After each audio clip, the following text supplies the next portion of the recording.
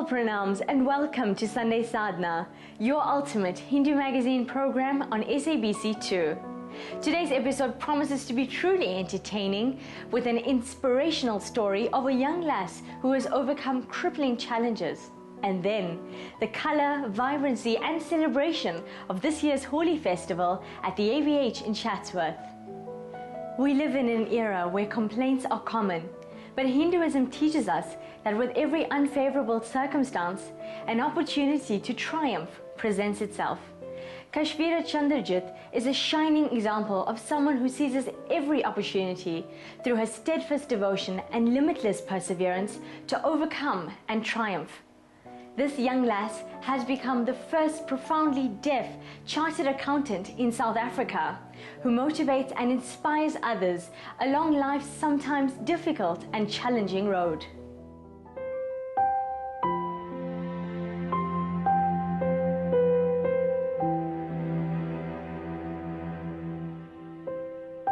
It's been a long journey, and obviously with many upheavals and downfalls. But there's one thing that we've all done as a family, and that is we've persevered.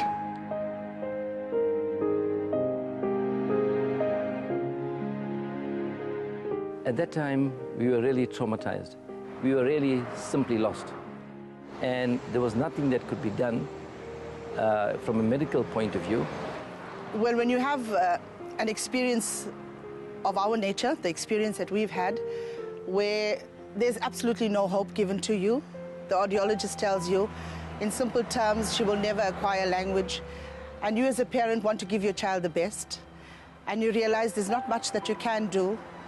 Then the only path or the only way available is spirituality.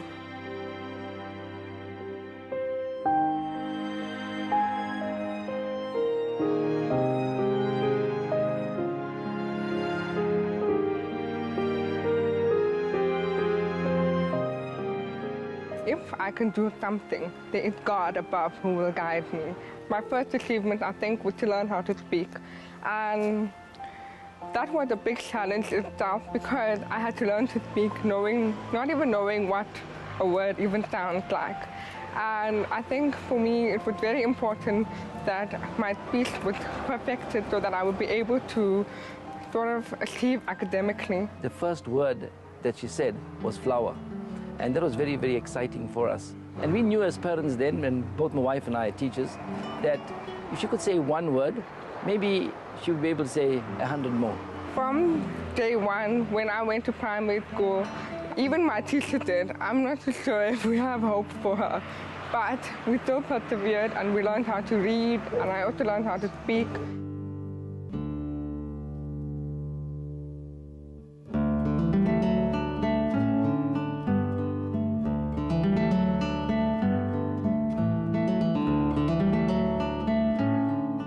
When I matriculated, I thought that was the greatest achievement in my life. 5.8, it was an exceptional achievement because I wrote the normal exam and I also wrote it in the same time frame. But then I didn't realize that that was the beginning of all the greater things to come. She had to struggle at university, but she made the circumstances that she had to go through, she overcame them.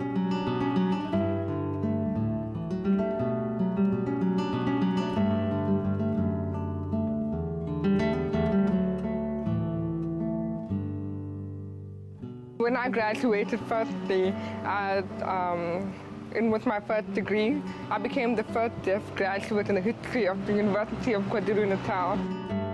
Being the first profoundly deaf chartered accountant in South Africa was definitely the cream of the crop for me.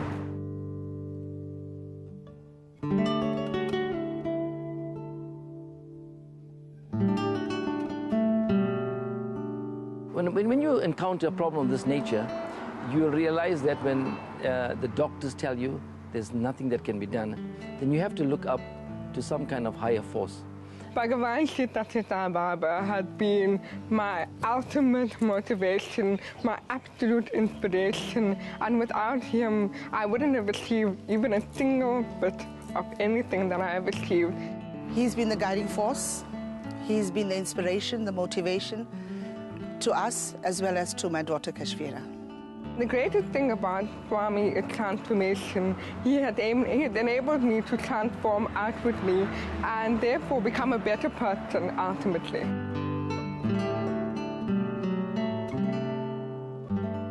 Manavadeva is Madhavadeva, which means that service to man is service to God.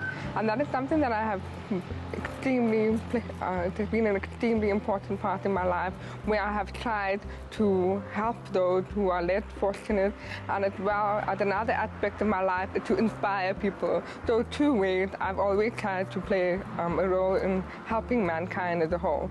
She's ready to do anything, from the menial tasks right up to motivating people to talk. And that is what really inspires us. We wish we had the energy and the drive to do what she does.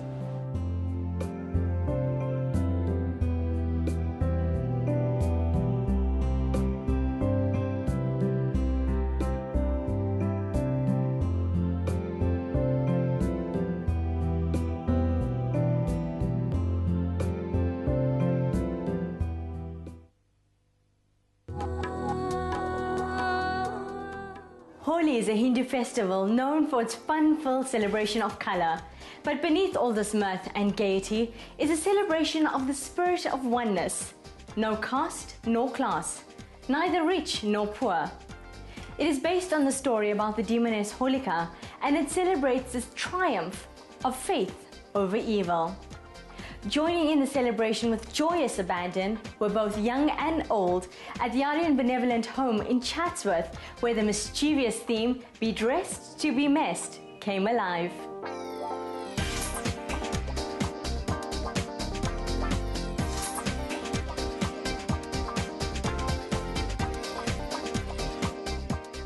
Holi is basically multifaceted if we have to look at it, because one, it is a celebration of all the colors, and the colors actually denote happiness and fun. With us here at ABH and AYS, we are actually celebrating the fun part of it, involving the youth, the aged, and the community.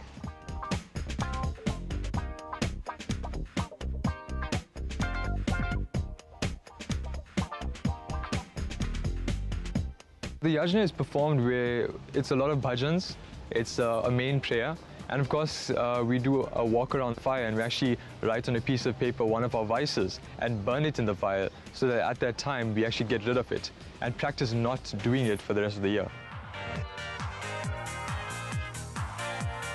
And that is followed by the wonderful, wonderful celebration of color, throwing powder-scented water at each other, and of course signifying that we are all at one. There's no caste, there's no creed, there's no stature. Everybody is just one to have fun.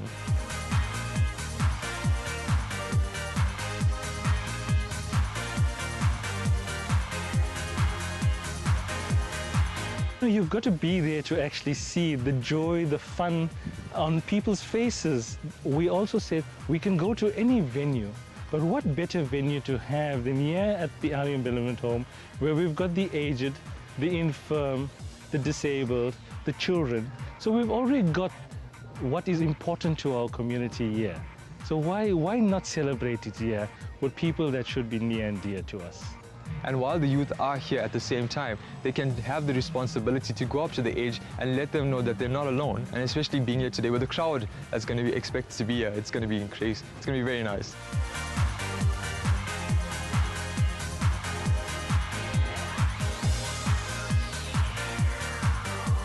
When people hear the word Holi, Holi celebration, Holi festival, it's a sense of belonging, a sense that for once in that year, maybe, the community is together. And that's something very important amongst Hindus, amongst people that celebrate this festivity, is the term unity.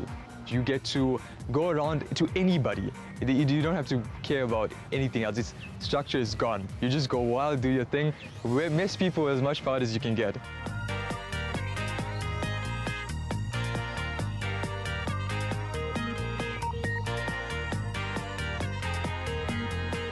At the end of it, everybody is meshed with so much of powder that you cannot differentiate what color you came here wearing. And that's, I guess, is the best part about it, is that you can do this, you can have fun, and at the same time, you're doing it for a good reason. And I think in that sense, people leave here with a clean heart, a happy mind, and of course, a peaceful soul. Our whole idea here is actually to be part of the community, not apart from the community.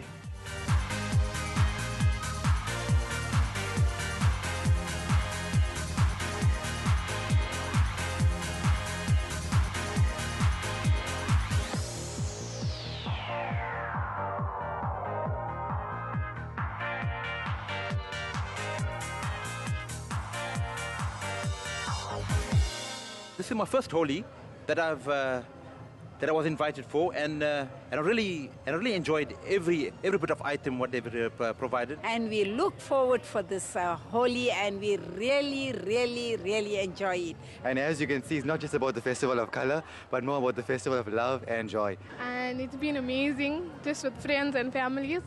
And I really like to come here again next year. Best Holi, yes, I enjoyed myself, thanks. It was really nice.